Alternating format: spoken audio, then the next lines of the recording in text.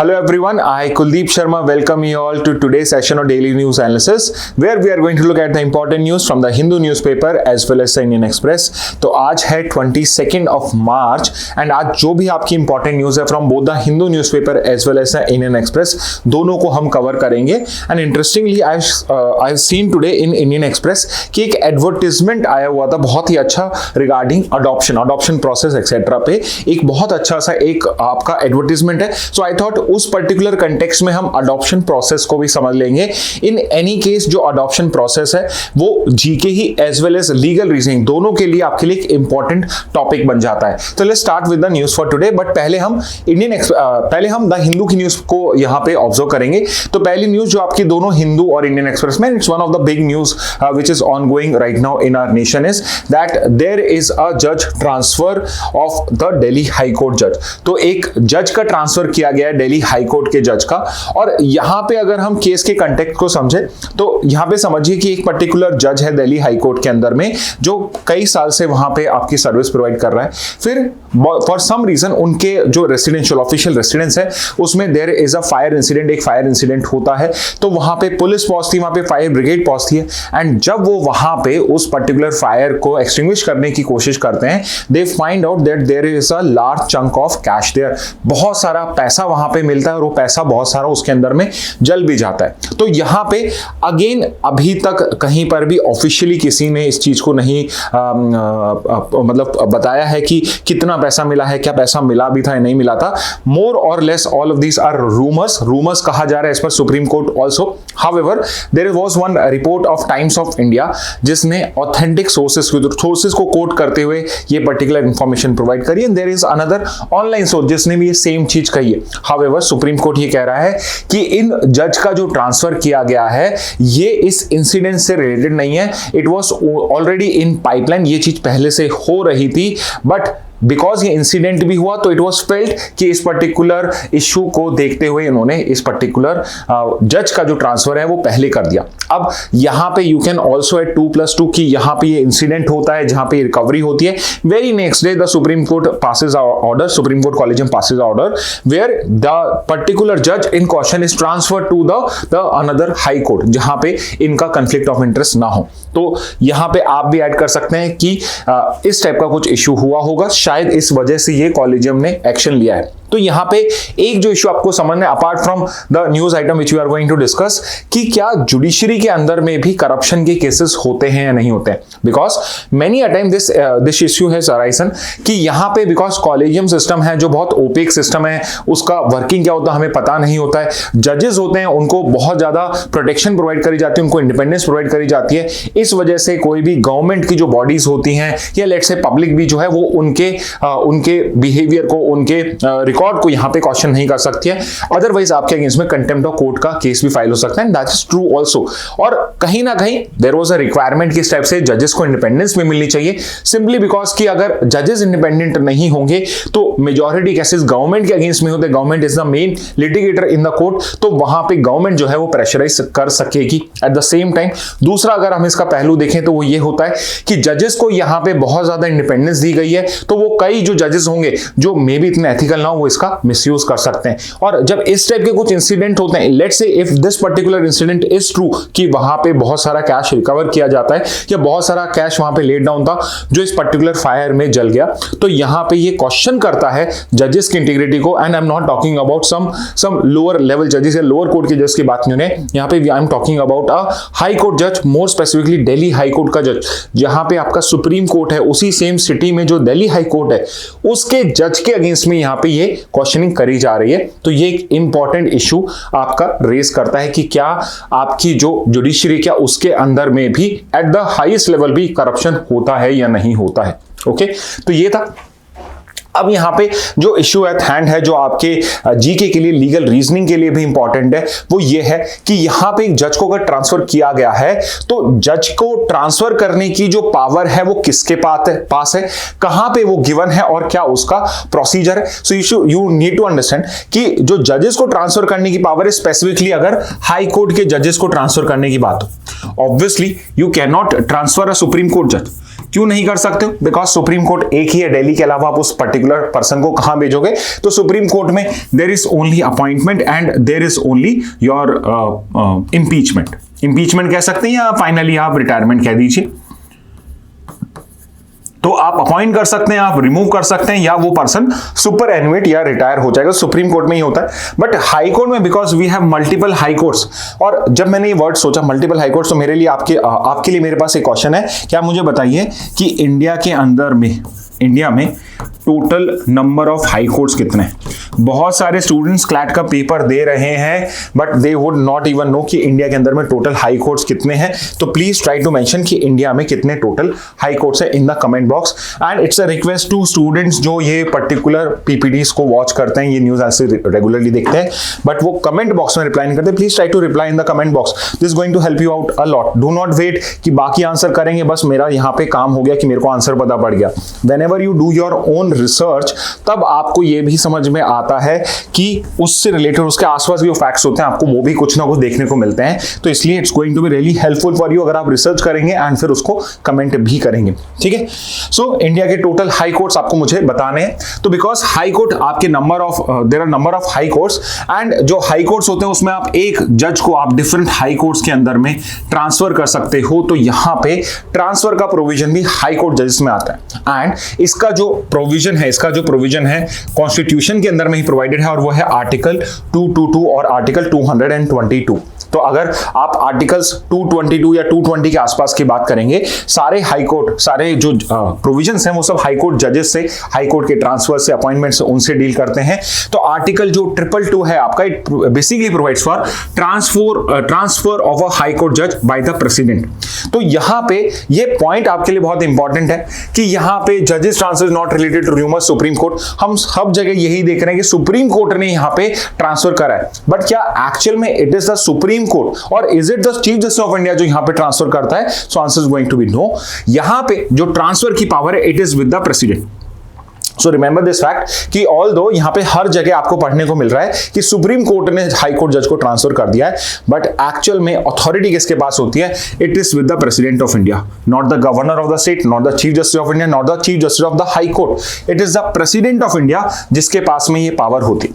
However, there is one condition involved in this particular transfer, which is it can be done only after consultation with the Chief Justice of India. तो सबसे important point क्या है कि यहां पे supreme court का role कहां पे आता है कि प्रेसिडेंट ट्रांसफर तो करता है, जो प्रेसिडेंट होता है वो उस पर्टिकुलर ट्रांसफर ऑर्डर के ऊपर पे साइन तो करता है, सील तो लगाता है, but it can only be done after consulting with Chief justice of India. This is what article 222 says. तो आर्टिकल 222 के अंदर में president on consultation with CGI does the transfer, but क्या एक्चुअल में प्रोसीजर ये है? So answer would again be slightly no. The reason being कि although यहां पे लिखा है after consultation with Supreme Court of India, but Supreme Court ने कुछ इंपॉर्टेंट जजमेंट्स दिए हैं। I am sure you are aware of the 3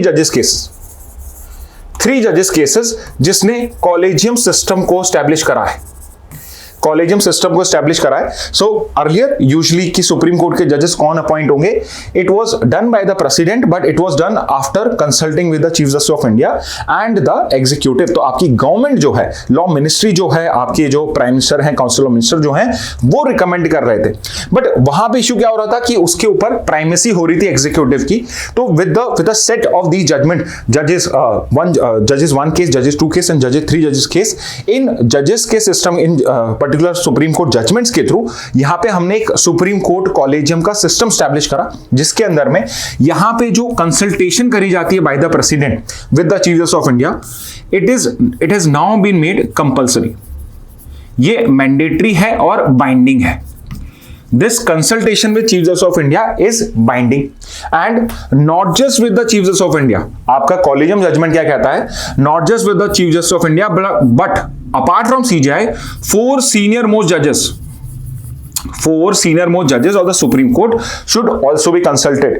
और ये जो CJI plus 4 senior most judges हैं, this is what is known as the collegium system or collegium of judges. तो okay, तो यहां पे आपके लिए इंपॉर्टेंट पॉइंट क्या हो गया कि अगर आपसे पूछा जाए, अगर क्वेश्चन आपके आता है कि ट्रांसफर ऑफ जजेस के अंदर में क्या प्रोसीजर इन्वॉल्व होता है या क्या उसके स्टेप्स हैं, ऑल्दो आपके एमसीक्यू पे पेपर आता है, बट अगर आपके पास ये सिंपल अंडरस्टैंडिंग होती तो क्वेश्चन किसी भी तरीके से घूम के आए, यू वुड नो कि इसका आंसर क्या होगा। तो first thing, article as per constitution आपका प्रेसिडेंट उसको यहां पे ट्रांसफर कर सकता है after consulting with Chief justice of India. However जो सुप्रीम कोर्ट ने इसमें चेंज क्या करा है कि yes, president is going to finally transfer a particular जज, कि जैसे इन जज को भी अगर दिल्ली हाईकोर्ट से इलाहाबाद हाईकोर्ट करना है तो वो जो ऑर्डर होगा वो आपका प्रेसिडेंट ऑफ इंडिया ही इशू करेंगे, but that particular order is to be issued after consulting the chief justice of India and 4 senior most जजेस, या फिर मैं सिंपली कहूं कि after consulting the supreme court collegium, after consulting the supreme court collegium को ही consult करके यहां पे ये ट्रांसफर किया जा सकता है। ओके, एंड इसका रीजन क्या है? द आंसर इज कि जुडिशियल इंडिपेंडेंस मेंटेन करने के लिए यहां पे जो ट्रांसफर की पावर है उसको यहां पे कॉलेजियम सिस्टम को दिया हुआ है। मोरओवर जो 3 जजेस केस करे गए थे उस पर्टिकुलर केस के अंदर में रिगार्डिंग द ट्रांसफर प्रोसीजर एक और इंपॉर्टेंट चीज थी कि जुडिशियल इंडिपेंडेंस को मेंटेन करने के लिए यहां पे जो ट्रांसफर किए जाने चाहिए that should be in public interest, कि सिर्फ और सिर्फ पब्लिक इंटरेस्ट अगर सर्व हो रहा है ट्रांसफर करने से। फॉर एग्जांपल, अगर इन जज को दिल्ली हाईकोर्ट से इलाहाबाद हाईकोर्ट शिफ्ट करने की वजह से पब्लिक इंटरेस्ट हो रहा है, फॉर एग्जांपल कैसे हो रहा है कि पब्लिक ट्रस्ट जो है वो सिस्टम में आ रहा है कि अगर किसी जज के अगेंस्ट में थोड़ा बहुत भी एलिगेशन हो, even if found untrue later on, यहां पे उस जज को पब्लिक इंटरेस्ट में मूव किया जा रहा है कि मे बी यहां पे जो पर्टिकुलर पैसा रिकवर हुआ है, maybe it is because of some particular judgement this particular जज was going to give in Delhi high court. तो यहां पे पब्लिक इंटरेस्ट या पब्लिक ट्रस्ट मेंटेन करने के लिए आपने यहां ट्रांसफर किया है, and this is not been done as a punishment. यहां पे पनिशमेंट नहीं दी जा रही है, यहां पे पब्लिक इंटरेस्ट के लिए ट्रांसफर किया जा रहा है। तो इन केस अगर ये particular posting it turns out कि it was a kind of punishment, तो यहां पे ये जुडिशियल इंडिपेंडेंस के प्रिंसिपल को ब्रेक करेगा और ये खुद जज जो है ये भी कोर्ट में जाके केस फाइल कर सकते हैं अगेंस्ट देयर ट्रांसफर। ओके, तो यहां पे ये हो जाएगी आपकी important news. This is the main important news जो अभी करंटली आपके न्यूज में भी चल रही है, दोनों हिंदू या इंडियन एक्सप्रेस या कोई भी न्यूज़पेपर हो, सब में this would be the top news जो आप आज ऑब्जर्व करेंगे। ओके, नेक्स्ट न्यूज पे मूव करते हैं। There is progress on GM food crop says official.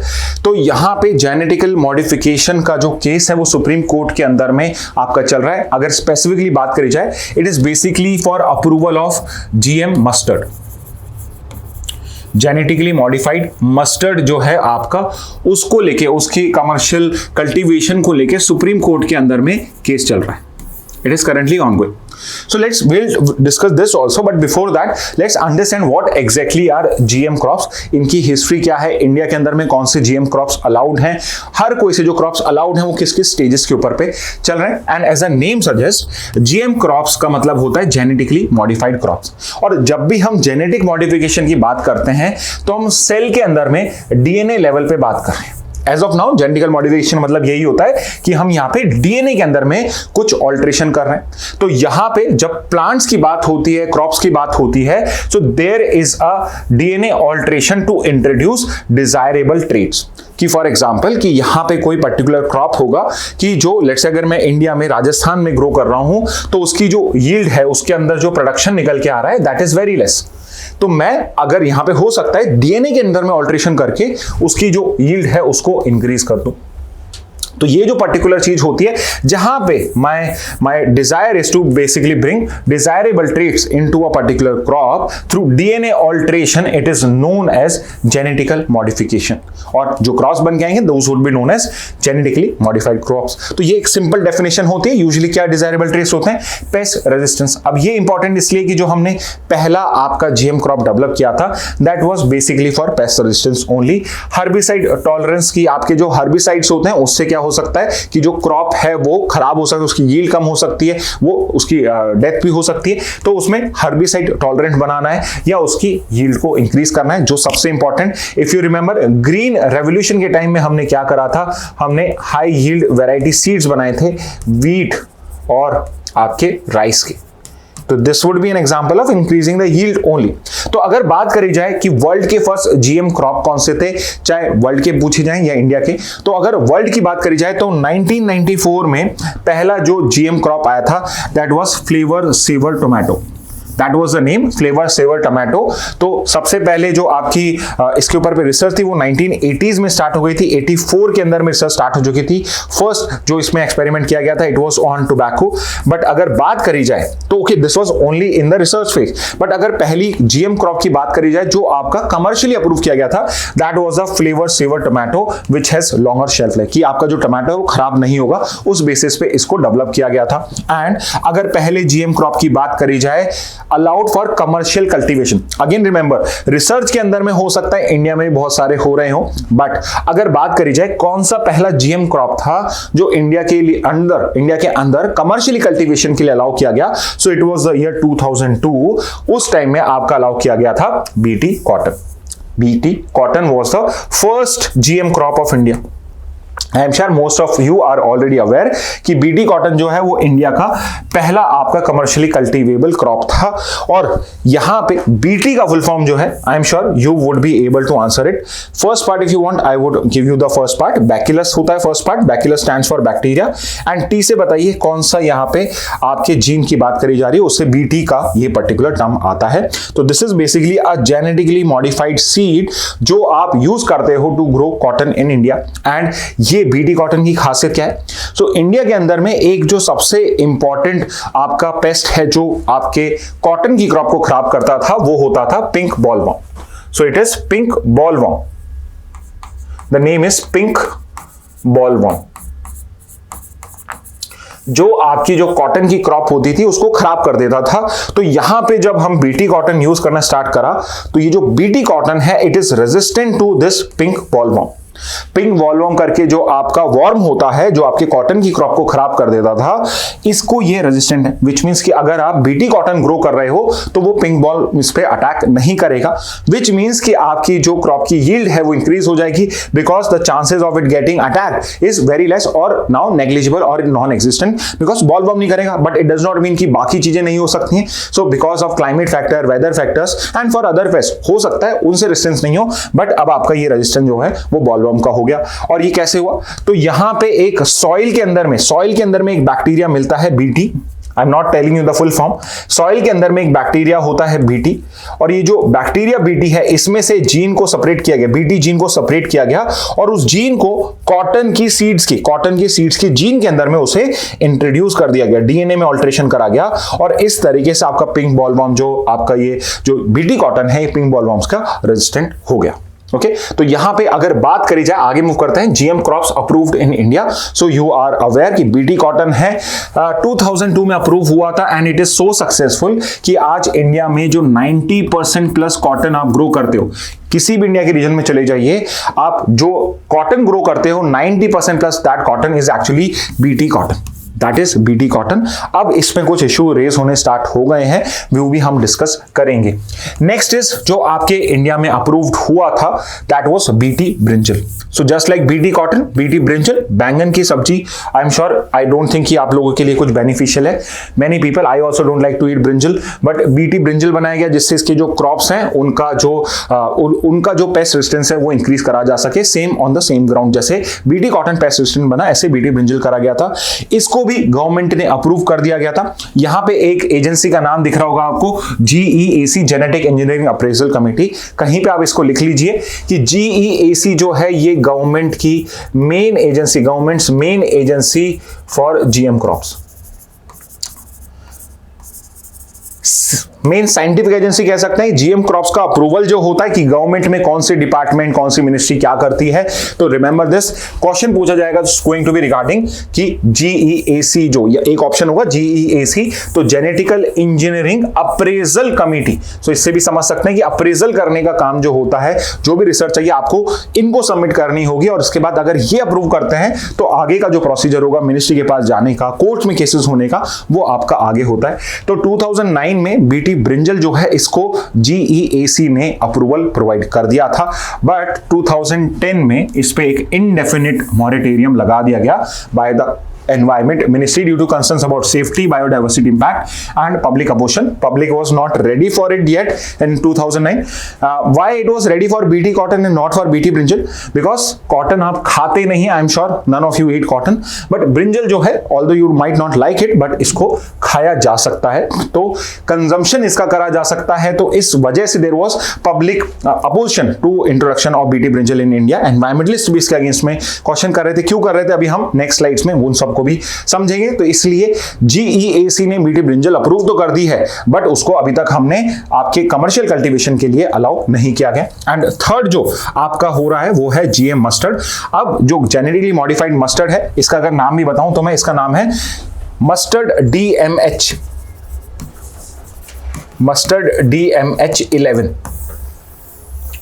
So Delhi university ने इसको बेसिकली इसको बनाया है और इसका नाम है मस्टर्ड DMH धारा मस्टर्ड हाइब्रिड 11, जो पर्टिकुलर सीड है जो आपका अप्रूव हो चुका है अगेन बाय द GEAC। तो गवर्नमेंट ने इन तीनों को अप्रूवल प्रोवाइड कर दिया है। आपका फर्स्ट वाला है वो कमर्शियली कल्टीवेट होता है। बीटी ब्रिंजल जो है उसको भी अप्रूव कर दिया गया था, बट एनवायरमेंट मिनिस्ट्री ने इस पे मॉरेटोरियम लगा रखा है इंडेफिनिट। और GM मस्टर्ड जो है इसको GEAC ने भी अप्रूव कर दिया था, इसको यहाँ पे आपकी मिनिस्ट्री ने भी, किसी ने भी इस पे मॉरेटोरियम नहीं लगाया है, but right now it is challenge in the supreme court due to safety and environmental concerns, कि इसमें जो सेफ्टी एनवायरमेंटल कंसर्न्स हैं इस वजह से सुप्रीम कोर्ट के अंदर में केस चल रहा है, और इसी कंटेक्स्ट में हम इस न्यूज को यहां पे कवर कर रहे हैं। अब यहां पे इश्यूज और चैलेंजेस क्या हैं GM क्रॉप्स इन इंडिया के, सो आई एम श्योर ये जो मैंने अभी आपको बताया उससे आपको अंडरस्टैंडिंग आ गई होगी कि क्या इश्यूज होंगे। तो सबसे इंपॉर्टेंट तो यही है कि there are legal and judicial hurdles. तो आपके गवर्नमेंट के अप्रूवल के बाद में भी everyone has the option to always go and approve the supreme court and the high court. तो यहां पे GM क्रॉप्स के अप्रूवल पे there are always legal battles and supreme court को इंटरवीन करना ही पड़ता है। यानी कि कोई साइंटिफिक आपका डिस्कवरी है, कोई साइंटिफिक इन्वेंशन है, उसको अगर आपको अप्रूव भी कराना है तो आपने पूरी रिसर्च कर ली, आपने गवर्नमेंट से अप्रूवल ले लिया, उसके बाद भी पब्लिक सुप्रीम कोर्ट में जाकर उसको चैलेंज कर सकती है। And very importantly there are environmental concerns also. So what can be the concern? There is a potential for loss of diversity. अब यहां पे पोटेंशियल क्या हो सकता है? फॉर एग्जांपल अगर मैं यहां पे जेनेटिकली मॉडिफाइड कर दूंगा, so I might not be aware, but कुछ इंसेक्ट्स होंगे, उस इंसेक्ट्स के अंदर में हो सकता है कोई ऐसा फूड सिस्टम बना हुआ हो। सो फॉर एग्जांपल कि बीटी कॉटन से पिंक बॉलवर्म जो है वो रेजिस्टेंट हो गया। Let's say pink bollworm is a worm जो फूड है कोई स्पेसिफिक अदर इंसेक्ट्स का, एंड जो पिंक बॉलवर्म है वो टोटली डिपेंडेंट है ओनली ऑन कॉटन। अब हो सकता है पिंक बॉलवर्म अलग क्रॉप्स को भी खाता हो, but let's say for example hypothetically कि पिंक बॉलवर्म सिर्फ कॉटन को यहां पे करता है, और यहां पे pink bollworm it's a food for other insects, other things in the environment. अब यहां पे अगर पिंक बॉलवर्म को फूड नहीं मिलेगा तो पिंक बॉलवर्म एलिमिनेट हो सकते हैं, एंड उससे जो बाकी की आगे की फूड चेन है इसको भी यहां पे हार्म हो सकता है। So we are not aware कि आगे जाके बायोडाइवर्सिटी को क्या क्या इंपैक्ट हो सकता है। फॉर एग्जांपल ये सेम चीज ब्रिंजल में भी हो सकती है, मस्टर्ड में भी हो सकते हैं, बिकॉज हमारी जो अंडरस्टैंडिंग, ऑल्दो वी थिंक कि हमारी बहुत अच्छी अंडरस्टैंडिंग है रिगार्डिंग बायोडाइवर्सिटी, बट हमारी बहुत लिमिटेड अंडरस्टैंडिंग है, तो उसका क्या इंपैक्ट होगा we are not aware. Unintended impact on non target species, तो यहां पे हो सकता है कि जो टारगेटेड स्पीशीज भी नहीं हो उसके ऊपर भी इनडायरेक्टली यहां पे इंपैक्ट पड़ना इनिशिएट हो जाए। And third is very important health concern. Health concern तो बीटी कॉटन है जो आपका, उसमें तो आप उसको कुछ कंज्यूम नहीं कर रहे हो, बट बीटी ब्रिंजल है या GM मस्टर्ड सीड्स हैं, मस्टर्ड सीड से आप मस्टर्ड ऑयल बनाएंगे, उनको आप कंज्यूम करेंगे। एंड द इशू इज कि we are not sure about the long term effects of GM food, कि आज मैं GM फूड्स को अगर कंज्यूम करना स्टार्ट करता हूं, what is going to be the impact on my body in the next 20 years 25 years, what about the next generation, क्या ये जेनेटिकल मॉडिफिकेशन मेरे DNA को कहीं ऑल्टर तो नहीं कर देगा। Although the good news is कि अभी तक इनको बीटी कॉटन ब्रिंजल को not just in India but world over कई साल हो चुके हैं, एंड एज ऑफ नाउ इसका कोई भी हमें यहाँ पे एडवर्स रिएक्शन देखने को नहीं मिला है। मोर ओवर क्या genetical modification is only artificial, क्या इसको आप करते ही हो, क्या ह्यूमन इंटरवेंशन से होता है? Answer would be no. Naturally भी जेनेटिकल मॉडिफिकेशन होता ही रहता है। फॉर एग्जांपल यहाँ पे क्या हुआ बीटी कॉटन में, सॉइल के अंदर में बैक्टीरिया, तो उसका मैंने जीन निकाला और कॉटन के अंदर में एंटर कर दिया है, तो ये चीज नेचर में भी होती है, द ओनली इशू इज कि it's a very slow process, it's a very slow process and ये जो चीज होती है it happens to natural selection. Nature decide करता है कि कोई पर्टिकुलर जीन जो है वो इस किसी और पर्टिकुलर क्रॉप के साथ या एनिमल के साथ आपका अटैच होना चाहिए, नहीं होना चाहिए, but it also happens in nature और आज तक इस तरह से कभी कोई इशू रेज नहीं हुए हैं। तो यहां पे हेल्थ कंसर्न जो है उसके अगेंस्ट में अगर आर्ग्यूमेंट देना हो तो the argument is going to be, although we are not aware of long term effects, but जितनी हमारी रिसर्च हुई है उसके हिसाब से there is never been any adverse reaction. Okay, अब दूसरा क्या इशू है, फार्मर डिपेंडेंसी।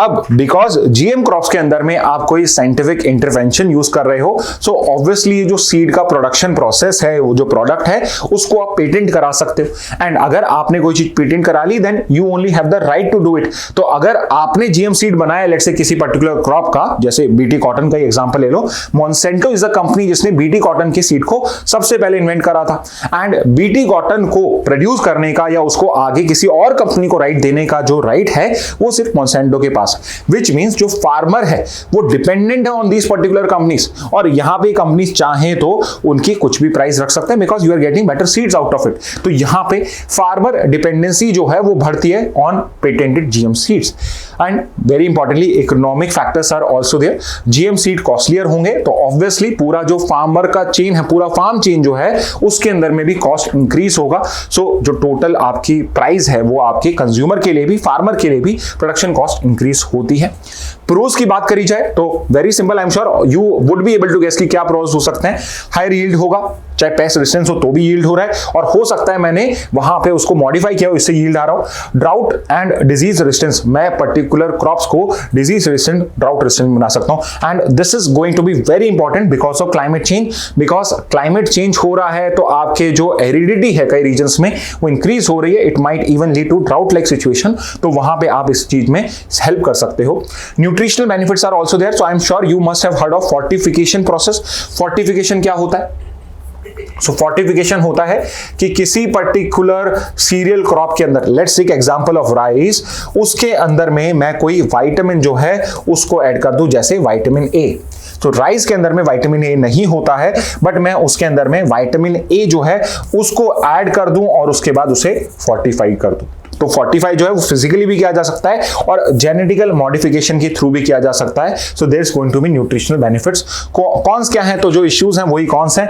रिस्क ऑफ सुपरवीट्स, तो हो सकता है मैंने जो बीटी कॉटन है उसको रेजिस्टेंट तो बना दिया पिंक बॉलवर्म में, बट हो सकता है कि बिकॉज ऑफ पिंक बॉलवर्म जो है it's not going any food, तो ये शायद बीटी कॉटन की जो रेजिस्टेंस है उसको यहां पे अपनी इम्यूनिटी को बेटर करके उसको चैलेंज कर दे and it turn out to be a super weed. तो जो ये वीड है ये भी अब इवॉल्व हो चुकी है, तो अब ये बीटी कॉटन को भी नुकसान कर सकती है एंड इट्स पॉसिबल कि ये बाकी क्रॉप्स को भी नुकसान करना स्टार्ट कर दे। Next is health concerns. Again जो मैंने अभी आपको बताया लॉन्ग टर्म इंपैक्ट क्या होगा, we are not aware because there are no long term studies. Biodiversity loss, again I told you कि इसके डायरेक्टली इनडायरेक्टली बायोडाइवर्सिटी लॉस हो सकते हैं एंड यस कॉर्पोरेट मोनोपोली, तो मोनोपोली तो हो सकती है बिकॉज कंपनी जो है जो भी इससे जीएम सीड प्रोड्यूस करेंगे those are the one which are going to have the right to sell those particular products. So these are some pros and cons of GM crops.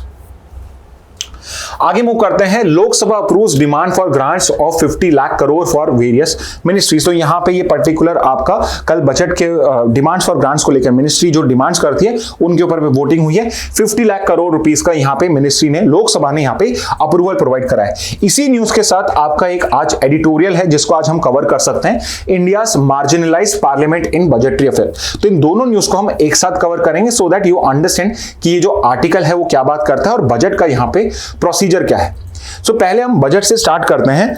तो आपका जो constitution है उसमें एक आर्टिकल है, article 112, I think ये मुझे पूछना चाहिए था आपसे। और बजट जो है एक्चुअल में बजट टर्म आर्टिकल 112 में यूज नहीं किया है, तो आप ये बता दीजिए कि बजट को एक्चुअल में हम क्या बोलते हैं। ओके, बजट को कॉन्स्टिट्यूशन में क्या बोला गया है, एक्चुअल उसका ऑफिशियल नेम क्या है। तो जो आपका बजट होता है, बजट को हम कई तरीके से डिफाइन कर सकते हैं। जैसे एक है कि उसमें कैपिटल, आपका कैपिटल बजट होता है और आपका रेवेन्यू बजट होता है। रेवेन्यू बजट होता है डे टू डे और कैपिटल बजट होता है आपका जो लॉन्ग टर्म आपके एक्सपेंडिचर और रेवेन्यू होता है। बट एक्चुअल में जो आपका बजट होता है आर्टिकल 112 के अंदर में, इट बेसिकली टेल्स यू कि जो अपकमिंग ईयर है, अपकमिंग फाइनेंशियल ईयर है अप्रैल 1 टू मार्च 31, उसके अंदर में आपका एक्सपेक्टेड आपसे मतलब गवर्नमेंट का यहां पे रेवेन्यू क्या है एंड उसका एक्सपेंडिचर क्या है। This is what is exactly इस बजट की, बजट के अंदर में प्रोस्पेक्टिव एक्सपेंडिचर और रेवेन्यू क्या हो सकता है गवर्नमेंट का, that is what the budget is all about. तो यहां पे बजट के अंदर में ये होता है। तो जो आपका रेवेन्यू है, रेवेन्यू कैसे गवर्नमेंट कमाएगी, बेसिकली टैक्स लगा के और नॉन टैक्स लगा के। तो यहां पे जो टैक्स के प्रपोजल्स होते हैं, इनकम टैक्स क्या होगा, एक्साइज ड्यूटी क्या होगी और बाकी टैक्सेस क्या होंगे, वो सब इस रेवेन्यू के अंदर में आते हैं। और दूसरा साइड हो गया आपका एक्सपेंडिचर, जो एक एप्रोप्रिएशन भी बोला जाता है आपका। उसके अंदर में आपके यहां पे एक तो होते हैं डिमांड फॉर ग्रांट्स और दूसरा होता है चार्ज एक्सपेंडिचर। ओके, तो दो टाइप के एक्सपेंडिचर होते हैं, और भी तरीके हैं इनको डिफाइन करने के, बट अभी हम इस पर्टिकुलर क्राइटेरिया को समझते हैं because that is in news. तो यहां पे जो डिमांड फॉर ग्रांट्स होता है, these are basically demands by different ministry. Different ministries को जो डिमांड होती है उसके बेसिस पे आपका ये particular demand for grant decide होता है। फॉर एग्जांपल, जो सबसे ज्यादा एलोकेशन होता है, again I am not going to tell you, you tell me, सबसे ज्यादा जो एलोकेशन होता है बजट में, तो आप स्मार्ट है तो शायद आंसर कर पाएंगे कि सबसे ज्यादा जो एलोकेशन होता है बजट में वो किस पर्टिकुलर मिनिस्ट्री को होता है। I am sure you would be able to guess it कि ये जो गवर्नमेंट है या कोई भी गवर्नमेंट है, वो सबसे ज्यादा एक्सपेंडिचर इंडिया जो है वो किस पर्टिकुलर मिनिस्ट्री को करता है। तो जो डिफरेंट मिनिस्ट्रीज ने आपके डिमांड करी है, उन पर्टिकुलर डिमांड पे फाइनेंस मिनिस्ट्री ने जो भी ग्रांट अलाउ किया है, those particular proposals are known as demand for grants. तो यहां पे जब आपका बजट अनाउंस किया जाए, बजट की स्पीच करी जाती है फाइनेंस मिनिस्टर से, so basically they are talking about different demand for grants की हमने इस मिनिस्ट्री के लिए इतना एलोकेट करा है, that is basically the demand for grants की जो डिमांड करी गई उसके लिए क्या ग्राउंड है। और दूसरा होता है चार्ज एक्सपेंडिचर। अब चार्ज एक्सपेंडिचर वो इंपॉर्टेंट आपके एक्सपेंडिचर्स होते हैं जो आपको हर साल करने पड़ते हैं, एंड बट बिकॉज आप उन पर्टिकुलर ऑफिसेस को इंडिपेंडेंट रखना चाहते हो। एग्जांपल के लिए आप सुप्रीम कोर्ट, हाई कोर्ट जजेस को इंडिपेंडेंट रखना चाहते हो फ्रॉम लेजिस्लेचर एंड एग्जीक्यूटिव, तो जो चार्ज एक्सपेंडिचर होते हैं इसके अंदर में कोई भी डिस्कशन नहीं होता है, इन पे कोई वोटिंग नहीं होती है। नो डिस्कशन, नो वोटिंग, ये ऑटोमेटिकली पास हो जाते हैं। So for example, supreme court, high court की जजेस की जो सैलरी है वो भी बजट में पास होनी चाहिए, बट वो जो पर्टिकुलर सैलरी है चीफ इलेक्शन कमिश्नर्स हो गए, election commission of India in general, CAG जो हो गया आपका ऑफिस, या मैं सिंपली कहूं कॉन्स्टिट्यूशन में जो ऑफिसेज हैं सारे जो उनकी सैलरीज होते हैं, अलाउंसेस होते हैं, टर्म्स होती हैं, वो सब चार्ज एक्सपेंडिचर का पार्ट होते हैं। विच मींस इन पे कोई डिस्कशन नहीं होता है, इन पे कोई वोटिंग नहीं होती है। अगर डिमांड फॉर ग्रांट्स पास हो जाते हैं तो ये भी ऑटोमेटिकली पास मान लिए जाते हैं। तो यहां पे अगर Lok Sabha demand for grants totally approve कर देती है, सो वी से कि आपका जो चार्ज एक्सपेंडिचर है दैट इज ऑल्सो पास। तो यहां पे कोई डिस्कशन नहीं होगा, वोटिंग नहीं होगा। इन केस आपको सुप्रीम कोर्ट, हाई कोर्ट के जजेस की सैलरी को चेंज करना है, उनके टर्म्स को चेंज करना है, उनके अपॉइंटमेंट को चेंज करना है, तो आपको अलग से लॉ लाना पड़ेगा, वो बजट का पार्ट नहीं होता है। Okay, so this is the procedure यहां पे। तो डिमांड फॉर ग्रांट जो होता है यहां पे उसके लिए अप्रूवल मिल गया है। ओके, तो ये तो है यहां पे जो बात चल रही है। ऑल्सो फिर टैक्स वाली चीजों पर भी इसी टाइप से आर्ग्यूमेंट होता है, आपका डिबेट होता है लोकसभा के अंदर में, और दोनों पास हो जाए तो हम कहते हैं कि बजट पास होगा। अब यहां पे जो पर्टिकुलर ऑथर है ये यहां पे ये आर्ग्यू कर रहे हैं कि जो पार्लियामेंट है वो बजट के प्रोसेस के अंदर में मार्जिनलाइज्ड है। Which means although there is a procedure, there is a particular procedure of passing of budget, but actual में जो बजट, जो पार्लियामेंट है वो बजटरी अफेयर्स के अंदर में मार्जिनलाइज्ड है, and he has some specific reason, good reasons कि why he is saying so. तो यहां पे एक तो उन्होंने इस पर्टिकुलर आर्टिकल में, इंट्रोडक्शन में, बजट की इंपॉर्टेंस को रिफ्लेक्ट करा है, बजट की इंपॉर्टेंस को रिफ्लेक्ट करा है, और यहीं पर इन्होंने जो इनका सॉल्यूशन है वो प्रोवाइड करा है कि what we should do is कि यहां पे प्री बजट डिस्कशंस होने चाहिए। and there should be a budget office also, budget office in parliament. तो ये इनके दो रिकमेंडेशंस हैं जो इन्होंने शुरू में ही हमें बताए हुए हैं। एंड उसके बाद ये पूरा का पूरा जो बजटिंग का प्रोसेस है, इसकी हिस्ट्री क्या है, कैसे कैसे लोकसभा का इन्वॉल्वमेंट है, राज्यसभा का कुछ भी इन्वॉल्वमेंट नहीं होता आपके बजट प्रोसेस के अंदर में, वो पर्टिकुलर चीज बताई हुई है। और उसके बाद जो उनके दो रिफॉर्म्स हैं, प्री बजट डिस्कशंस हुआ, जो पार्लियामेंट्री बजट ऑफिस है उसको यहां पे डिस्कस करा हुआ है। एंड फाइनली क्यों पार्लियामेंट की अथॉरिटी इंपॉर्टेंट है उसको यहां पे उन्होंने कंक्लूजन दिया। ओके, सो आई होप मैंने आपको ये बेसिक समझा दिया होगा कि इसका स्ट्रक्चर क्या है इस पर्टिकुलर एडिटोरियल का। Why I am doing this activities, ये स्टूडेंट्स बहुत बार आते हैं कि सर एडिटोरियल समझ में नहीं आया, एडिटोरियल पढ़ना कैसे होता है, कैसे वो हमारे लिए इंग्लिश, रीजनिंग, जीके या किसी और डिपेंडिंग ऑन क्या टॉपिक है लॉ के लिए आपके लिए इंपॉर्टेंट हो सकता है। तो यहां पे इन्होंने डिस्कस करा है कि बजट के अंदर में जो पार्लियामेंट है वो मार्जिनलाइज है, उसका इतना इंपॉर्टेंट रोल नहीं है। और वो क्यों है, तो जस्ट अभी हमने पिछले उसमें देखा कि यहां पे पार्लियामेंट जो है उसने डिमांड फॉर ग्रांट्स के लिए यहां पे वोट करा, और parliament would be not correct, Lok Sabha ने करा। तो पहला जो पार्लियामेंट मार्शलाइज्ड होता है वो ऐसे होता है कि आपके पार्लियामेंट में तीन पार्ट्स होते हैं, प्रेसिडेंट होता है, आपका लोकसभा होता है और आपका राज्यसभा होता है। अब इंपॉर्टेंटली जो प्रेसिडेंट होता है वो खुद से तो डिसाइड करता ही नहीं है कि यहां पे ये बजट अप्रूव होना चाहिए नहीं होना चाहिए।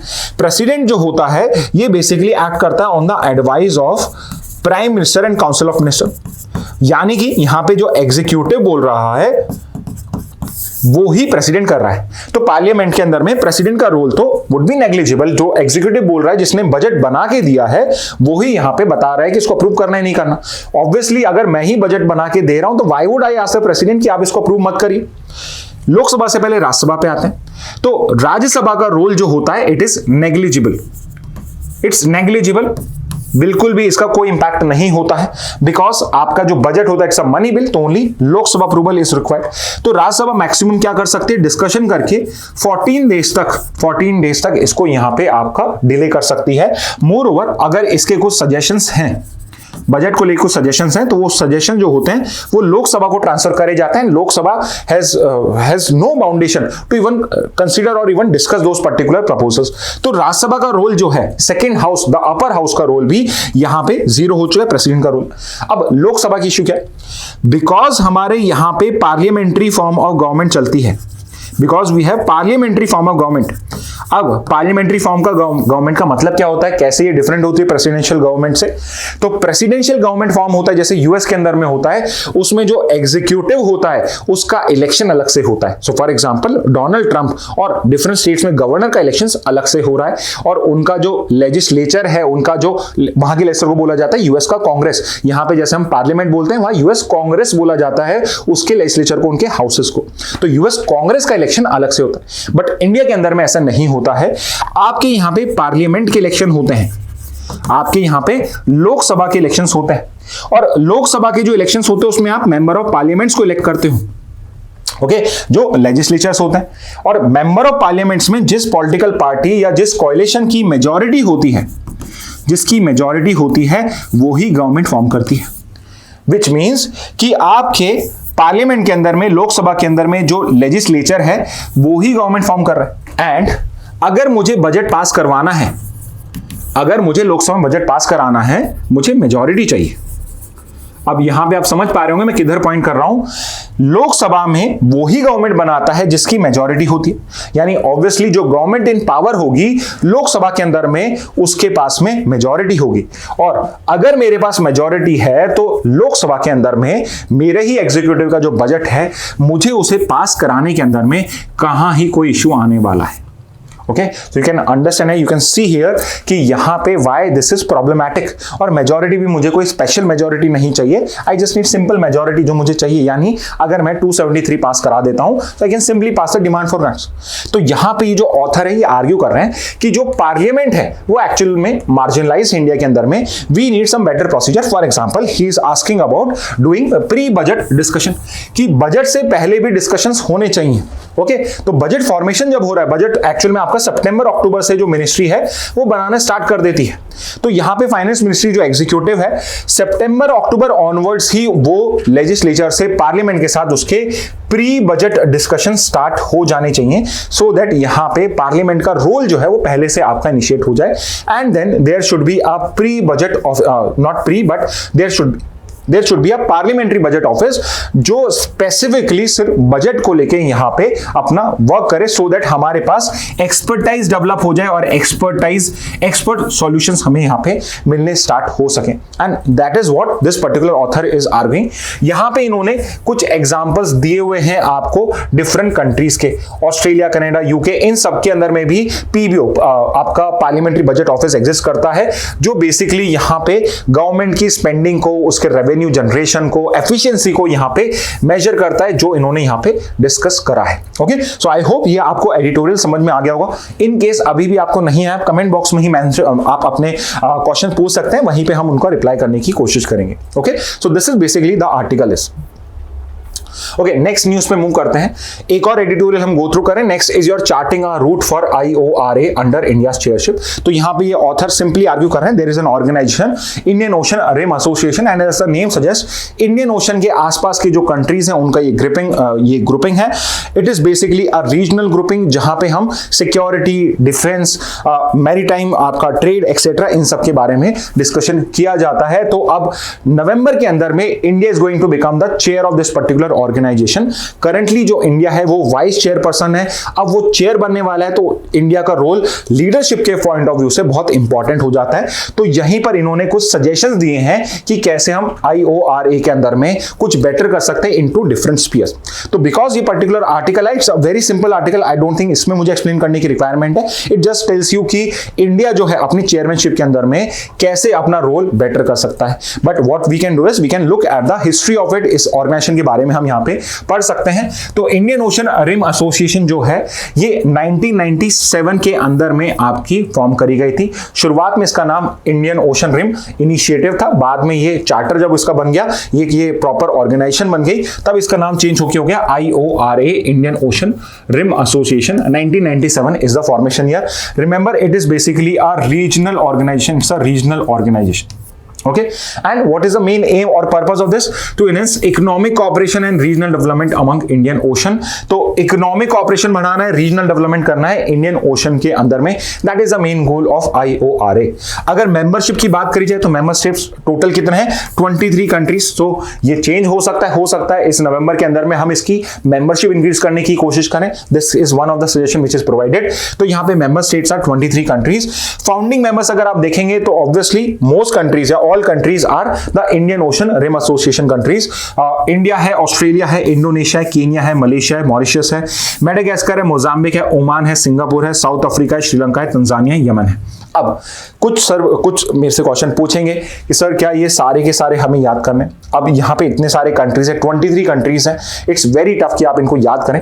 But what you can do is कि आप अगर थोड़ा मैप का आइडिया ले लें, तो अगर एग्जामिनर आपसे पूछेगा, आई वुड से वो क्वेश्चन आपको जरूर से करना चाहिए जहां पे आप ऑड वन आउट कर दो। For example you can see here all the member states are someone, जो इंडियन ओशन जो है आपका, यहाँ पे अफ्रीका हो गया, यहाँ ऑस्ट्रेलिया हो गया, ये जो पर्टिकुलर रीजन है, यहाँ की जो कंट्रीज हैं वो ही इसके मेंबर स्टेट्स हैं। China is not a member, you can see here, US is not a member, no European country is a member of this particular grouping as of now नहीं है। तो आप देख सकते हो, थोड़ा लॉजिक लगा के you can identify, you could have identified कि कौन कौन से कंट्रीज इसके मेंबर हो सकते हैं। तो ऑड वन आउट से या लॉजिक लगा के आप आंसर निकाल पाए, उस पे आप वर्क करिए, याद करने के इन पे अपना टाइम वेस्ट ना करिए।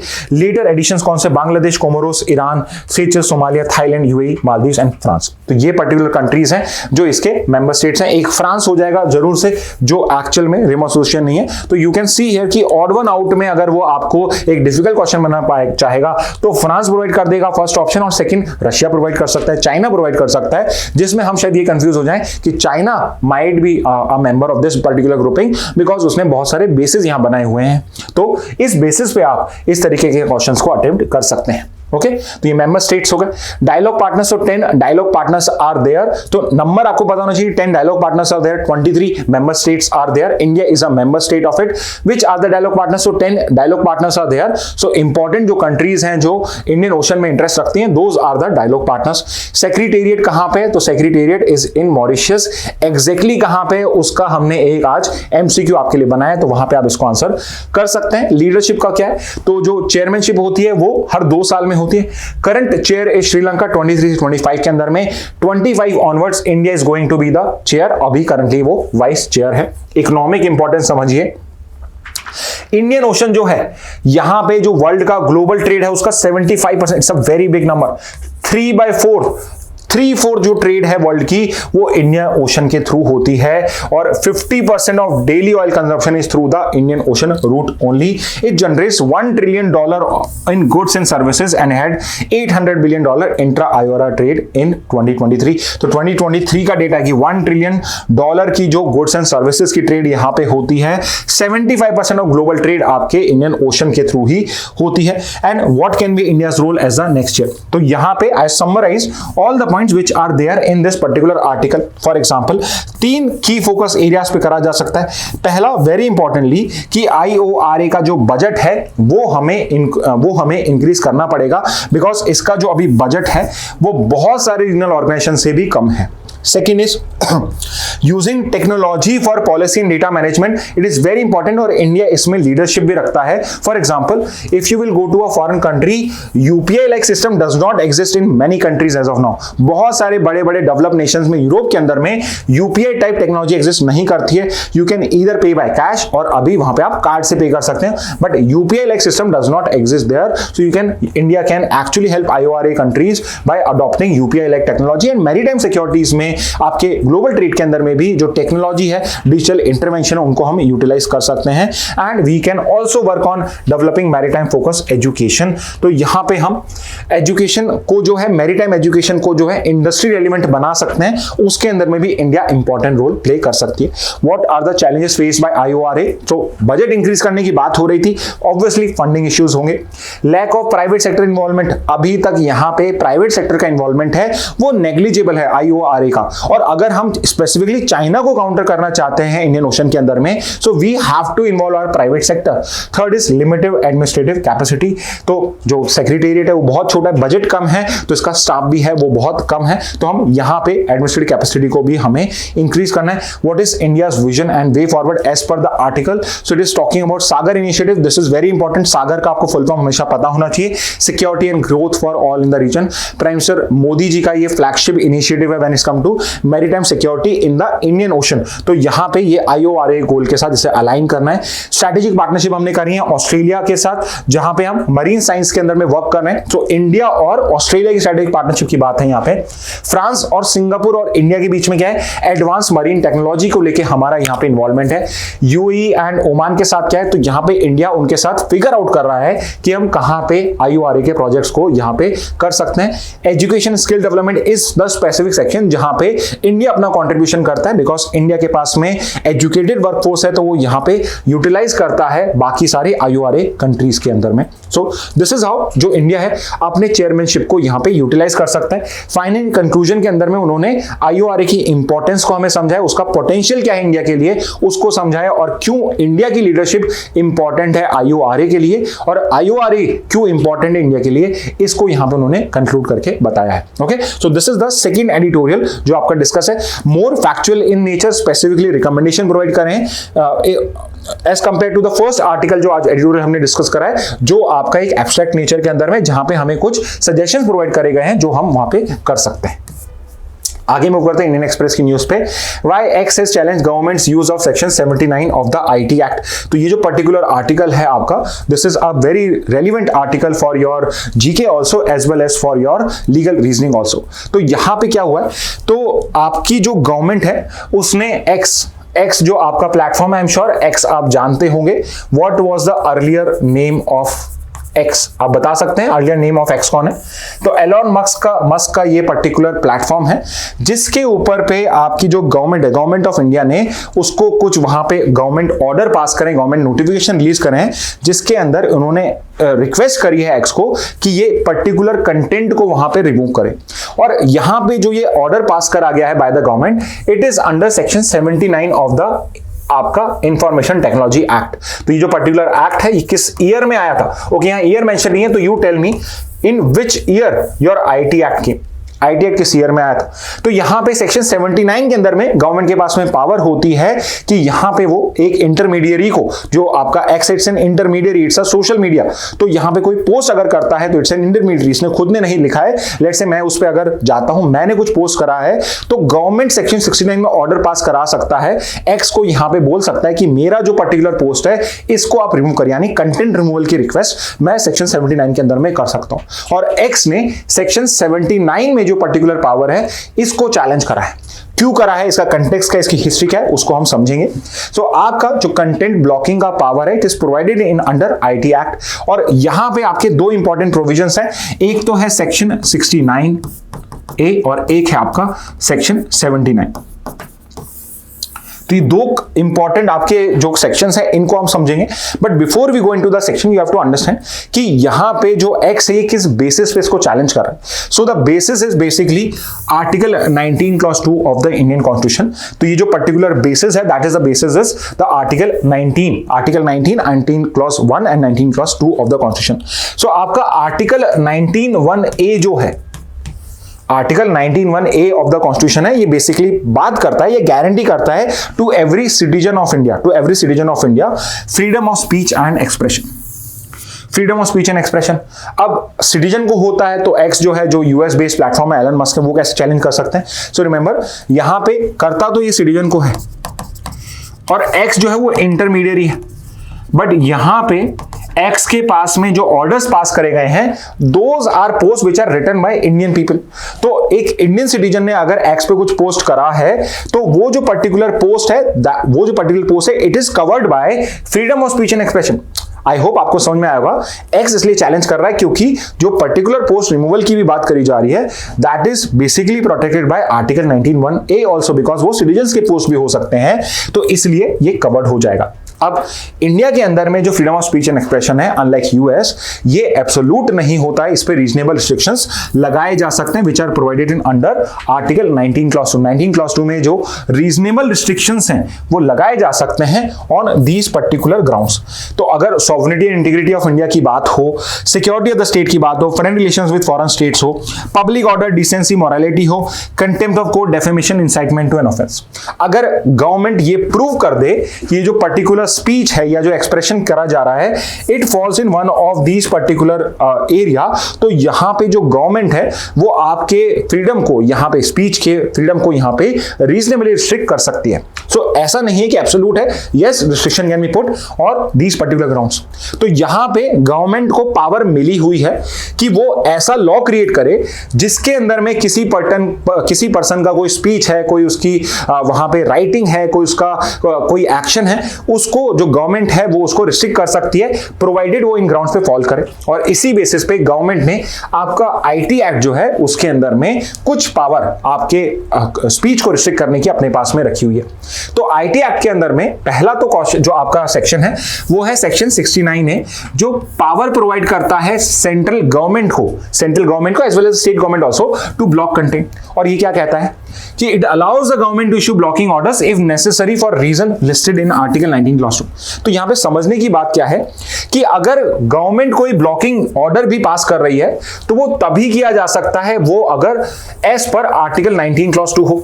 तो 19 क्लॉज 2 में जो ग्राउंड्स हैं, गवर्नमेंट उन्हीं बेसिस पे इसको रिस्ट्रिक्ट कर सकती है। इसके अलावा एक पर्टिकुलर केस है Shreya Singhal versus union of India.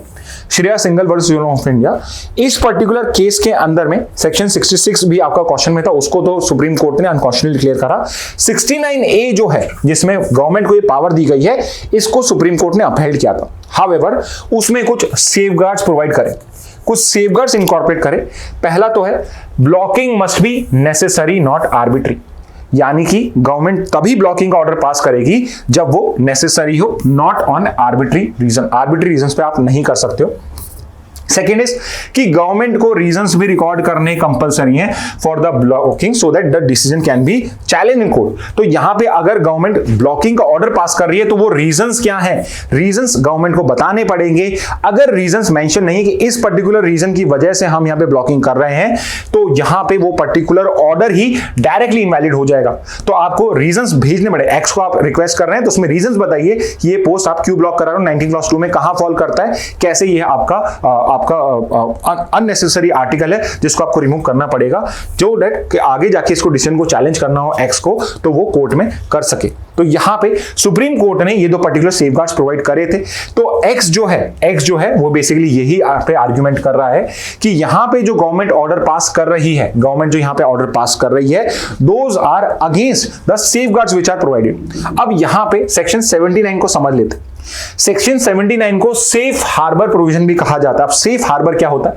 Okay, so let's say कि यहां पे एक्स, आई एम पर्सन ए, और यहां पे ये एक पर्टिकुलर पोर्टल है सोशल मीडिया जो सिर्फ मुझे एक प्लेटफॉर्म प्रोवाइड कर रहा है जहां पे मैं अपने व्यूज प्रोवाइड कर सकता हूं। और लेट्स से जो पर्टिकुलर पोर्टल पे मैंने पोस्ट लिखा है, it is targeting person B, it is targeting person B. और लेट्स से एक्चुअल में जो मैंने पोस्ट लिखा है, it is defaming person B, it is defaming person B. तो यहां पे अगर ये प्रोविजन नहीं होता तो बी के पास में राइट होता to file a case of defamation against A, against me, and it can also file a case against X also. X के अगेंस्ट में फाइल कर सकते हैं because it is a party to this particular defamation. B जो X जो है that is also involve in the defamation process, तो इसके अगेंस्ट में भी वो केस फाइल कर सकता था। बट सेक्शन 79 जो है it's a safe harbour provision, और ये कहता है कि जो सोशल मीडिया प्लेटफॉर्म्स है, for example any kind of intermediary, ये सब प्रोटेक्टेड है from liability for user generated content. तो अगर जो कंटेंट है वो एक्स ने नहीं जनरेट करा है, इसके किसी अथॉरिटी, इसकी किसी बॉडी ने, इसके किसी सॉफ्टवेयर ने जनरेट नहीं करा है, ए ने जनरेट करा है, तो X is free from any kind of liability under let's say section 69A. However, यहां पे सेक्शन 79(3)B है जो ये कहता है कि अगर इंटरमीडियरी को कोई ऑर्डर आता है, लेट्स से कोर्ट ऑर्डर है, कोर्ट भी ऑर्डर कर सकता है रिमूवल के लिए और गवर्नमेंट भी यहां पे ऑर्डर कर सकती है। अगर इंटरमीडियरी को एक्स को यहां पे ऑर्डर आता है कि आप इस पर्टिकुलर कंटेंट को रिमूव करिए अपॉन रिसीविंग एक्चुअल नॉलेज, तो इसको भी लायबल करा जा सकता है। लेट्स से मैंने डिफेम करा गया और यहां पे बी ने कोर्ट में केस फाइल करा and it also ask the court to ask X to remove the content, और एक्स उसको रिमूव नहीं करता है, तो यहां पे after having knowledge of this particular thing, court order पे या गवर्नमेंट के ऑर्डर पे अगर आप रिमूव नहीं करते हो तो इंटरमीडियरी के अगेंस्ट में भी एक्शन लिया जा सकता है। तो यहां पे जो ये सेक्शन 79 है, 79(3)B टू बी एग्जैक्ट, इसको यहां पे एक्स ने चैलेंज करा है, एक्स ने चैलेंज करा वो, एंड ऑन व्हाट बेसिस कि जो सेक्शन 69 के अंदर में जो अभी हमने जो सेफगार्ड्स पढ़े थे, ये जो पर्टिकुलर सेफगार्ड्स हैं ये सेक्शन 79 पे भी अप्रूव होते हैं, और गवर्नमेंट जो हमें ऑर्डर पास कर रही है, हमें जो गवर्नमेंट ने रिमूवल के ऑर्डर पास करे गए हैं उसके अंदर में उन्होंने रीजंस प्रोवाइड नहीं करे हैं, और वो विदाउट रीजंस आर्बिट्री हमें यहाँ पे रिमूवल की रिक्वेस्ट भेजती रहती है। तो इसलिए आपके जो एलॉन मस्क है, आपका जो एक्स का प्लेटफॉर्म है, उसने यहाँ पे आपका सेक्शन 79 की इस पावर को चैलेंज करा है। सो प्रोबेबली जो सुप्रीम कोर्ट है वो शायद यहां पे ये चीज को क्लैरिफाई करेगा कि जो सेफगार्ड्स हैं, कि जो ब्लॉकिंग है, it should be necessary not arbitrary and there should be reason, these applies to section 79 also, although ये चीज पहले भी हमें क्लियर सुप्रीम कोर्ट ने करी हुई है। सो प्रोबेबली इस तरीके से ये पर्टिकुलर जजमेंट डिसाइड किया जा सकता है। Okay, so this is the judgment. आगे आते हैं इंडियन एक्सप्रेस की न्यूज पे। सो आपके इकोनॉमी के अंदर में कई बार कुछ न्यूज आती हैं जो डायरेक्टली उस न्यूज के अंदर में कुछ इंपॉर्टेंट लिखा हुआ नहीं हो, आपके लिए बेसिक पॉइंट्स नहीं हो, बट वो न्यूज अपने आप में इंपॉर्टेंट होती है। एंड द न्यूज इज कि इंडिया का जो ऑयल इंपोर्ट डिपेंडेंसी है ये अब तक के अपने हाईएस्ट लेवल पे पहुंच जाएगा। And why it is going to be so? Because अगर लास्ट ईयर का कंपैरिजन करें तो हमने जो ऑयल इंपोर्ट्स करे थे that was total 87% of our total requirement. तो हमारी जो टोटल रिक्वायरमेंट है उसका 87.8% हमने यहां पे आपका इंपोर्ट किया था, यानी कि करीब करीब से 13% था जो हम इंडिया में प्रोड्यूस कर रहे हैं। और ये जो पर्टिकुलर इंपोर्ट डिपेंडेंस है वो 88.2% आपके इस फाइनेंशियल ईयर में पहुंचने के चांसेस हैं। प्रोबेबली इसको भी ये ब्रीच कर देगी। अभी ये प्रोविजनल है, तो जब पूरा ईयर खत्म होगा हो सकता है कम हो जाए। नेक्स्ट आपके जो 8 या 7-8 डेज बचे मार्च 31 तक का ही हम फाइनेंशियल कंसीडर करेंगे, बट हो सकता है ये और भी ज्यादा इंक्रीज ही हो जाए। तो यहाँ पे इंपोर्ट डिपेंडेंसी जो है वो आपकी इंक्रीज हुई है, and it's the highest ever, यानी कि इतना ऑयल इंपोर्ट हमने कभी नहीं करा, इतना परसेंटेज ऑफ ऑयल। ओके, सो इस कंटेक्स्ट के अंदर में ये न्यूज आई थी। सो आई थॉट कि इसके अंदर में कौन कौन से क्वेश्चंस हैं जो आपके एग्जाम्स में पूछे जा सकते हैं। जैसे आपसे पूछा जा सकता है इंडिया का लार्जेस्ट ऑयल ट्रेड पार्टनर कौन है। So what I have done here is कि मैंने आपको जो टॉप 5 हैं, टॉप 5 जो हैं उनके सबके ही नाम बता दिए। रशिया जो है, जब से रशिया यूक्रेन वॉर इनिशिएट हुआ है पिछले 2 साल से, Russia is the top oil supplier to India. सबसे ज्यादा इंपोर्ट ऑयल का फ्रॉम रशिया ही होता है। सेकंड नंबर पे आपका इराक हो चुका है, which was usually the first number.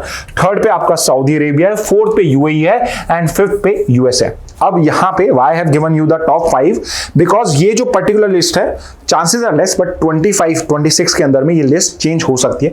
Y so? Because Russia के ऊपर पे यहां पे आपके सैंक्शंस लगा रहा है यूएसए, और यूएसए जो है वो खुद से, डोनाल्ड ट्रम्प जो है ये हमारे ऊपर पे प्रेशराइज कर रहे हैं कि हम यूएसए ऑयल इंपोर्ट इंक्रीज करें, और इंडियन कंपनीज ने ऑयल इंपोर्ट जो है यूएसए से इंक्रीज करे हैं। तो probably in the next 2-3 months ये 5 से सीधे 3 पे आ जाएगा, और हो सकता है ईयर एंड तक ये सेकंड पोजीशन पे भी आ जाए। और इन केस अगर रशिया से ऑयल इंपोर्ट हम कम करते हैं बिकॉज ऑफ सैंक्शंस, तो हो सकता है for a change USA 5th से सीधे फर्स्ट पे आ जाए और रशिया जो है वो सेकंड पे आ जाए। बट एज ऑफ नाउ आपके लिए दीज आर द टॉप 5 आपके oil trade partners of India. First पे ऑब्वियसली रशिया है, सेकंड पे इराक है, थर्ड पे सऊदी अरेबिया, फोर्थ पे यूएई है, और फिफ्थ पे यूएस है। और ये जो पर्टिकुलर सप्लायर्स की बात करी जाए, it is in terms of amount of oil,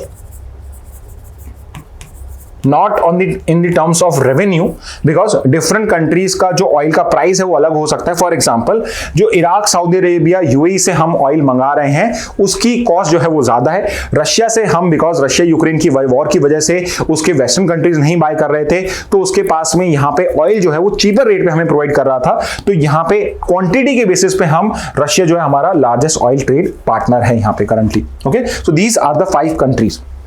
अब तो टॉप ऑयल प्रोड्यूसर्स की बात करी जाए, इंडिया की बात नहीं हो रही है, वर्ल्ड की हो रही है। 2023 का डेटा इसलिए दिख रहा है because this was the latest data, इसमें कोई चेंज भी नहीं हुआ है पिछले 2 साल में। टॉप ऑयल प्रोड्यूसर, सबसे ज्यादा ऑयल कौन प्रोड्यूस करता है? So USA is the top oil producers. अब ये सुनने में बहुत अजीब लग सकता है जो वर्ल्ड हिस्ट्री पढ़ते हो, बिकॉज यूएसए ने मिडिल ईस्ट का इन्वॉल्वमेंट इसलिए किया था because it was an oil dependent country, but shell gas के जब से उनको डिपॉजिट्स मिले हैं तब से it has become the top oil producer also, but it is also one of the top oil consumer also. तो यूएसए सबसे ज्यादा ऑयल प्रोड्यूस भी करता है, कंज्यूम भी करता है, सेकंड नंबर पे आ जाता है। सेकंड नंबर पे है सऊदी अरेबिया, सबसे ज्यादा ऑयल प्रोड्यूस करने में। Third is Russia, fourth is Canada, and fifth is Iraq. तो ये top 5 oil producers in the world है। अगर बात करी जाए टॉप ऑयल इंपोर्टिंग कंट्रीज की, सो ऑब्वियसली मैन्युफैक्चरिंग जो हब है वर्ल्ड का, China, that is the top oil importing country. Second के ऊपर पे यूएस है। अब यहां भी इंपॉर्टेंट इसलिए, usually India was at the second place, but आपके टॉप ऑयल इंपोर्टिंग कंट्रीज में 2 साल में वापस से यूएसए जो है वो सेकंड नंबर पे आ चुका है। कुछ साल कोविड के ईयर्स के अराउंड में India was at the second place, आपका जो यूएसए था वो थर्ड प्लेस पे था, बट वापस से China is the top oil importing countries, second is USA, third is India, fourth Japan, and fifth is South Korea. और लार्जेस्ट ऑयल कंपनीज की बात करी जाए तो सऊदी अरामको जो है, it is the largest company of the world when it come to oil production. तो Saudi Aramco जो सऊदी की गवर्नमेंट की कंपनी है। सेकंड इज एक्सॉन मोबाइल जो यूएस की है, third is Shell, fourth is BP, and fifth is Sinopec जो China की कंपनी। So these are the largest oil companies of the world. Okay, but इसमें एक क्वेश्चन जो आपको, ठीक है, यहां नहीं पूछ रहा मैं, तो आपके 20G क्वेश्चन करेंगे तो इंडिया की लार्जेस्ट ऑयल रिफाइनरी कौन सी है, इसका क्वेश्चन आपसे वहां पूछा गया है, तो वहां पे उसको आंसर कर सकते हैं। Okay, let's move to the last news for today. तो इंडियन एक्सप्रेस की ये न्यूज है and it's basically an advertisement. यहां पे आपकी जो ministry of women and child development है, MWCD, जो बेसिकली इन्वॉल्व है आपके अडॉप्शन प्रोसेस को लेकर भी, उसने ये पर्टिकुलर आपका एक एडवर्टाइजमेंट करा है कि यहां पे आप अडॉप्शंस को बढ़ावा दिया जा रहा है, और अडॉप्शंस कौन कर सकता है, उसकी क्या रिक्वायरमेंट्स होती है और किस वेबसाइट पे जाके आपको इंफॉर्मेशन मिलेगी, उस बेसिस पे एडवर्टाइजमेंट दिया है। बिकॉज यू नो देयर कि there are many orphan childrens in India also, जो they would be very grateful अगर उनको एक लविंग, एक केयरिंग होम यहाँ पे प्रोवाइड हो जाए। तो यहाँ पे बिकॉज ये एडवर्टाइजमेंट आया, थॉट कि आज मैं अडॉप्शन को भी आपसे डिस्कस कर लेता हूं। सो अगर अडॉप्शन प्रोसेस की बात करी जाए तो इंडिया के अंदर में 2 आपके लॉज हैं जो अडॉप्शन प्रोसेस के लिए हैं। पहला है आपका जुवेनाइल जस्टिस एक्ट। तो जुवेनाइल जस्टिस एक्ट जो 2015 का है, उसके अंदर में जितनी भी कम्युनिटीज, अगर कोई भी इंडिया के अंदर में अगर अडॉप्ट करना चाहे किसी चाइल्ड को, तो वो जो प्रोसीजर है वो जुवेनाइल जस्टिस एक्ट के अंदर में प्रोवाइडेड है। इसके अंदर में चाहे वो हिंदू हो चाहे नॉन हिंदू हो, हर कम्युनिटी के लोग इसके अंदर में आपका जो अडॉप्शन है वो कर सकते हैं। एंड इसके अलावा आपका एक Hindu adoption and maintenance act है 1956 का, जिसके अंदर में जो हिंदूज, बाय डेफिनेशन लॉ में जो हिंदूज है, Hindus, Buddhist, Jain and Sikhs, तो जितने भी आपके हिंदू मैरिज एक्ट है, हिंदू अडॉप्शन एक्ट है, हिंदू सक्सेशन एक्ट है, उसमें हिंदू जो है, हिंदू का मतलब होता है हिंदू, बुद्धिस्ट, जैन और सिख्स। तो ये जो पर्टिकुलर एक्ट है ये एक अलग प्रोसीजर प्रोवाइड करता है for these particular religion also. But remember, जो ये पर्टिकुलर रिलीजन है ये जुवेनाइल जस्टिस में भी ले सकते हैं और इस पर्टिकुलर एक्ट में भी ले सकते हैं, बट जो नॉन हिंदूज हैं वो इस पर्टिकुलर एक्ट में आपका अडॉप्शन नहीं कर सकते हैं। इसके अलावा सबसे इंपॉर्टेंट क्वेश्चन जो आपके बन के आ सकता है, वेरी सिंपल क्वेश्चन, बट कि कौन सी गवर्नमेंट एजेंसी अडॉप्शन के लिए आपके इन्वॉल्व है। तो जो मिनिस्ट्री आपकी, एक तो रिमेंबर दिस कि मिनिस्ट्री ऑफ विमेन के अंदर जो आपका डिपार्टमेंट है वो इसके लिए रिस्पॉन्सिबल होता है, और जो डिपार्टमेंट रिस्पॉन्सिबल है, जो एजेंसी रिस्पॉन्सिबल है, उसका नाम है CARA, central adoption resource authority. Central adoption resource authority also known as CARA, जो मेन एजेंसीज है which is involve with your adoption in India. This is the apex body जो आपकी विमेन एंड चाइल्ड डेवलपमेंट के अंदर में work करती है। तो it's a holistic body, holistic इसका पर्पस है। तो सारा का सारा प्रोसेस, फॉर एग्जांपल रेगुलेट करना, क्या क्या प्रोविजंस होंगे, लॉ बनाना, रेगुलेशंस बनाना, मॉनिटर करना कि जो अडॉप्शन प्रोसेस को मॉनिटर करना, जो एजेंसीज है उनको मॉनिटर करना, जो पर्टिकुलर अडॉप्शन हुए हैं उनको मॉनिटर करना, उसमें क्या प्रोग्रेस है, एंड फैसिलिटेट करना अडॉप्शन को इंडिया के अंदर में भी as well as inter country adoption. तो कई बार एक बहुत ट्रिक क्वेश्चन बना के पूछ सकते हैं कि क्या इंडिया के अंदर में आप इंटर कंट्री यानी फॉरेनर्स जो हैं, क्या वो इंडिया में आकर अडॉप्ट कर सकते हैं। सो answer is yes, inter country adoption भी इंडिया के अंदर में अलाउड है। तो एक फॉरेन कपल भी आपका इंडिया में आके यहां पे कर सकता है। Maintain the centralized adoption resources information guidance system. तो this is the website also CARINGS करके, and this is a portal also. So this is the portal जहां पे अगर आपको अडॉप्ट करना है किसी को, तो इस पोर्टल के ऊपर पे पूरा जो अडॉप्शन हुए उनका डेटा प्रोवाइडेड है, और आगे जो बच्चे हैं अडॉप्शन के लिए अवेलेबल है, आपने अगर अप्लाई करा है तो आपका प्रोसीजर किस लेवल पे चल रहा है, वो सारा जो प्रोविजन है, क्या क्या रेगुलेशंस होते हैं, सब केयरिंग्स पोर्टल पे आपको अवेलेबल हो जाएंगे। Centralised adoption resource information and guidance system, short form केयरिंग्स।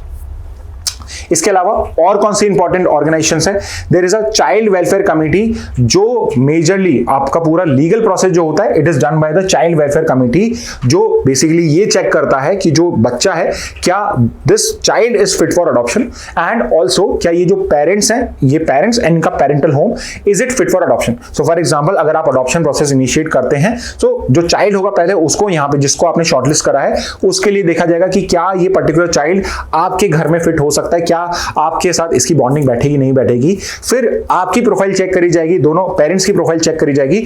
उसके बाद जो पेरेंटल होम है क्या वो अच्छा है। For example let's say that's a broken parental home, की हो सकता है कि वहां पे उसके जो पर्टिकुलर अडॉप्टिंग पेरेंट्स हैं उनके जो रिलेटिव्स हैं दे डू नॉट वांट, साथ में रहते हैं, they do not want an adopted child. तो अगर वो घर ऐसा लगता है कि ये that is not safe for that particular child, तो शायद वो अप्रूवल ना मिले। But it is the child welfare committee जो यहाँ पे ये अप्रूवल करता है, डिक्लेरेशन देता है कि वो चाइल्ड फिट फॉर अडॉप्शन है या नहीं है। And then you have a district child protection unit. So district child protection unit क्या करता है, जितने भी ऑर्फन, अबेंडन्ड, सरेंडर चिल्ड्रन होते हैं उनको प्रोटेक्ट करने का, उनको एक चाइल्ड केयर होम में, फॉस्टर चाइल्ड केयर में पुट करने का, रिहैबिलिट करने का जो काम होता है वो डिस्ट्रिक्ट चाइल्ड प्रोटेक्शन यूनिट का होता है। एंड मोर इंपॉर्टेंटली जब कोई अडॉप्शन भी कंप्लीट होता है, सो नेक्स्ट 2 इयर्स तक यहाँ पे मॉनिटरिंग करी जाती है, और वो मेजरली मॉनिटरिंग करी जाती है by the district child protection unit. तो हर डिस्ट्रिक्ट के अंदर में जो यूनिट होती है अलॉन्ग विद CWC ये भी हेल्प करता है। नेक्स्ट 2 इयर्स के अडॉप्शन प्रोसेस के नेक्स्ट 2 इयर्स तक वो प्रॉपर मॉनिटरिंग किया जाता है कि वो जो चाइल्ड जो है वो एक हेल्दी एनवायरनमेंट के अंदर में रह रहा है या यहाँ पे कोई चीज गड़बड़ है। ओके इसके अलावा हु कैन अडॉप्ट, तो under Hindu HAMA Hindu adoption maintenance act के अंदर में आपका मैरिड कपल्स जो होते हैं वो अडॉप्ट कर सकते हैं। Single mails can adopt only a boy, तो अगर सिंगल मेल है तो वो एक बॉय को अडॉप्ट कर सकता है, सिंगल फीमेल है तो वो बोथ बॉयज एंड गर्ल्स को कर सकती है। Only requirement is which is not mention here कि जो अडॉप्टेड चाइल्ड है और जो पेरेंट है जो अडॉप्ट करना चाहता है उनके बीच में 21 ईयर्स का एज गैप होना चाहिए। Okay so remember this fact कि जो चाइल्ड है जिसको अडॉप्ट किया जा रहा है चाहे वो बॉय हो चाहे गर्ल हो, और जो पर्टिकुलर पेरेंट है चाहे वो मेल हो चाहे फीमेल हो, उनके बीच में 21 ईयर्स का एज गैप होना कंपलसरी है। यानी कि you can not adopt a child unless you are at least 21 years old. तो आप 21 की होंगे और जो चाइल्ड है एकदम बॉर्न हुआ है, न्यू बॉर्न है, तो उस पर्टिकुलर केस में आप उसको अडॉप्ट कर पाएंगे, अदरवाइज नहीं कर पाएंगे। Adoptive parent must be of sound mind and financially stable, financial stability होनी चाहिए, साउंड माइंड के होने चाहिए, तभी आपको कर पाएंगे। सो डू नॉट थिंक कि इंडिया में आपका जो अडॉप्शन इजी जो प्रोसेस है वो बहुत प्रॉपर है और उसको आप फुलफिल करते हो रिक्वायरमेंट्स को, तभी आप अडॉप्ट कर पाते हो।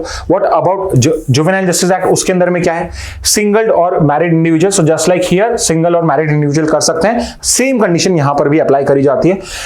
सेकंड वेरी इंपॉर्टेंट, जो कपल है it should be married for at least 2 years. अगर मैरिड कपल है वो अगर अडॉप्ट करना चाहता है तो एटलीस्ट 2 इयर्स की मैरिज के बाद ही वो अडॉप्शन कर सकते हैं। इस पर्टिकुलर केस में एज डिफरेंस क्या होना चाहिए पेरेंट्स और चाइल्ड के बीच में, it should be at least 25 years. यानी कि अगर आप जुवेनाइल जस्टिस एक्ट के अंदर में अडॉप्ट करना चाहते हो you must be at least 25 years old, you must be at least 25 years old, और जो वो न्यूबॉर्न होगा तो 20। तो बेसिकली चाइल्ड की एज में और पेरेंट्स की एज में 25 इयर्स का गैप होना कंपलसरी है। And fourth is foreigners and NRIs they can also adopt as per CARA regulation, कारा रेगुलेशन की बेसिस पे अडॉप्ट कर सकते हैं। हेग का आपका जो हाँ यस वो भी लिखा हुआ है, हेग का एक कन्वेंशन है जो इंटरनेशनल अडॉप्शंस को रेगुलेट करता है, उसकी जो रिकमेंडेशंस है उसके जो रेगुलेशंस हैं वो कारा रेगुलेशंस के भी पार्ट हैं। तो उनको अगर आप फुलफिल करते हो तो एक फॉरेनर जो है, लेट्स से एक यूएस कपल है, एक चाइनीज या जापानीज कपल है, वो भी इंडिया में आके अडॉप्ट कर सकता है। Okay who can be adopted, तो under Hindu adoption maintenance act में ओनली अनमैरिड माइनर्स को आप अडॉप्ट कर सकते हो। अगर ओवर 15 इयर्स ओल्ड है तो चाइल्ड की कंसेंट मांगी जाएगी, बट अनमैरिड माइनर्स को ही आप HAMA में कर सकते हो। जीजे एक्ट के अंदर में चिल्ड्रन अप टू 18 इयर्स हैं तो उनको अडॉप्ट किया जा सकता है। ऑर्फन्ड है, अबंडेंट है, सरेंडर्ड है, children declare legally free for adoption. तो अगर चाइल्ड को डिक्लेयर करा गया है कि ये लीगली अडॉप्टेबल है तो ही आप एक ऑर्फन अबंडेंट सरेंडर चाइल्ड को यहां पे अडॉप्ट कर सकते हो। चिल्ड्रन अप टू 18 इयर्स, अब अबव 18 क्यों नहीं कर सकते, बिकॉज वो एडल्ट हो चुका है। अब आपको अगर साथ में उसको रखना चाहते हो तो वो अपनी फ्री कंसेंट से आपके साथ अगर रहना चाहे तो रह सकता है। अब समवन इज अबव 18 तो उसके अंदर में जुवेनाइल जस्टिस प्रोसेस की रिक्वायरमेंट आपको नहीं है। उसके बाद में आप सिंपल लीगल प्रोसीजर के थ्रू उसको अपना एयर डिक्लेयर कर सकते हो। So there is no requirement कि आप उसको लीगली अडॉप्ट भी करो under this particular procedure. Juvenile justice act जो है वो 18 ईयर्स तक अप्लाई होता है और HAMA के अंदर में 15 ईयर्स तक में अप्लाई होता है। What about inter country adoptions, I already told you.